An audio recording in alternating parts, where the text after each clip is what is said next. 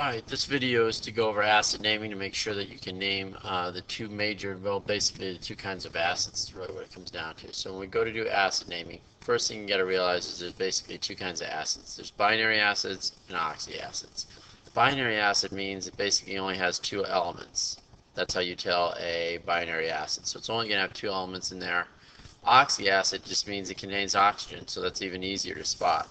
So the first thing we want to be able to do is recognize binary and oxy. So if I look here, I see the oxygen right there, oxyacid, no oxygen, binary, oxygen, oxy, oxygen right there, oxy, oxy, this makes this binary, oxy, and oxy. So that's basically the first thing that you want to be able to do is do that. That helps. Then, how do we name them? Well, when you're talking about a binary acid, all you're going to do is take the name of whatever the element is, and you're going to drop it into hydroic acid. That's what you're going to end up doing. So when we talk about a binary acid, the simplest definition of an acid is something that produces H plus ions in water. It has to have an H. We write acids with the H in the front. If you notice, all three of those have the H's in front. So they're acids. They're binary acids because they don't contain oxygen, or the fact that they're only made of two elements. The naming system is going to be hydroic acid. So if we go back to the other page over here, this is a binary acid. One of the things I noticed after teaching for a few years is if you cover the H, it's actually like with your finger, it's easier to name the acid. So I realize it's an acid, I cover the H, and I'm just going to do this. It's binary, so I'm going to go hydro, right?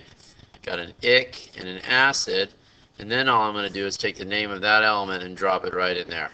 Well, it's chlorine, so I go hydrochloric acid. Done. Another binary acid. Right here, as soon as I know it's binary, I go hydroic acid. Then I'm going to cover the H. Makes it a little easier. Not sure why, but it does. The name of the element's going to drop right in there, and it's going to be hydrobromic acid. If I gave you, here's one last one. This is a binary acid right there, HF. So I know I have the hydro, and I have the ic acid, and what I do is I cover the H, the name of the element, blam, drops right in there, so it becomes hydrofluoric acid, and there you go. So that's binary acid naming. Very simple. You recognize it's binary without the presence of oxygen. It's hydroic. So then what if it's an oxyacid? If it's an oxyacid, that means it has a complex ion or a polyatomic ion. It's based on the name. So all we're going to do is change the ending. The first one you have to remember is 8 goes to ic. Easy way to remember that is I ate something icky. So like for example this, NO3 is nitrate. You put an ic on the end. Sulfate goes to sulfic or sulfuric. This is carbonate, carbonic, phosphate. Phosphorus and sulfur, you have to make sure you keep the R in the name when you go to do it. So that's one type of oxyacid. The other type of oxyacid is if it ends in ite. Ite, the ending is going to automatically change to OUS. So you're going to go from ite to OUS. So what does that look like when we actually do it? Well, go back over here. This is an oxyacid. So the first thing I'm going to do is cover the H. And NO3 is nitrate, right? Well, if it ends in 8, I ate something icky. I'm going to change that. The ending changes to an ic, and it becomes nitric acid. If you look down here, number 5 is an oxyacid. It contains oxygen. So I cover the H, just makes it easier. What am I looking at? Well, that ion is acetate. So acetate, right, the acetate ion. Remember, I'm going to replace the end of it with an ic. So I get rid of the 8 and I get acetic acid. Same thing here. If I look right here, oxyacid, NO2, cover the H. So what I'm going to do is that is nitrite. It's nitrite right there. Ite is going to change to an OUS. So it's nitrous acid. Now, go back up here. If you notice here, oxyacid again, I cover the H's. And I know that I can makes it easy to identify that sulfate.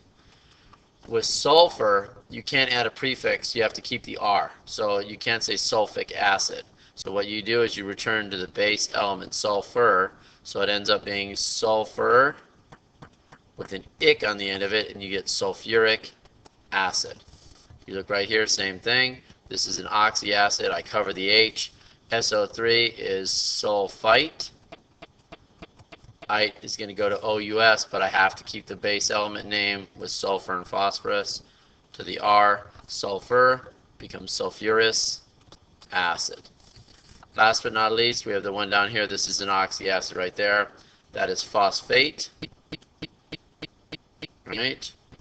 Well, you have to keep it all the way to the R, so when you add the ick on there, it becomes phosphoric. So keep the R all the way, phosphoric acid. So those are the keys for acid naming. One of the other things they make you do is they will typically give you the name and ask for the formula. This is even easier, because all I do is whenever I see ick, I change it to 8. So it becomes sulfate. Well, sulfate is SO4 2-. The last step is just add the same number of hydrogens to cancel the negative charge, but you have to know your polyatomic ions. So if this is sulfate, I add 2 H's on there, and bam, H2SO4. Nitric, it goes back to 8, so we're just flipping it backwards. So 8 nitrate is NO3 minus 1. If I add an H to cancel out the charge, I get HNO3. As soon as I see hydroic, it tells me it's the element from the periodic table. So in this case, whenever you see hydroic, you go to the periodic table. Find the element on the periodic table. Well, chlorine we know has a charge of Cl minus. So that means its formula becomes HCl. Notice the hydroic right here. Hydroic tells me it's binary, so fluorine on the periodic table is F minus. So I add an H on there, and I get the formula for HF. Carbonic, ic, goes to 8. Carbonate is CO3 2-, and then I say H2CO3, and you're good to go. This one ends in OUS. That means I go to ite. So I just change the ending real quick. Nitrite is NO2-. If I add an H on there, it becomes HNO2. And that's all you have to remember for acid naming. The biggest thing, the first thing that you have to be aware of for acid naming is it oxy or binary? Remember, the hydro is only associated with binary. Oxy, all you're doing is changing the endings. To write the name, you go this way. If you're given the name, you go the opposite way. So I ate something icky and I to OUS. These pieces of memorization here and this there, and then you just apply it depending on if it's oxy or binary. So that's the first thing you want to do. All right, I hope this helped. Have a good day.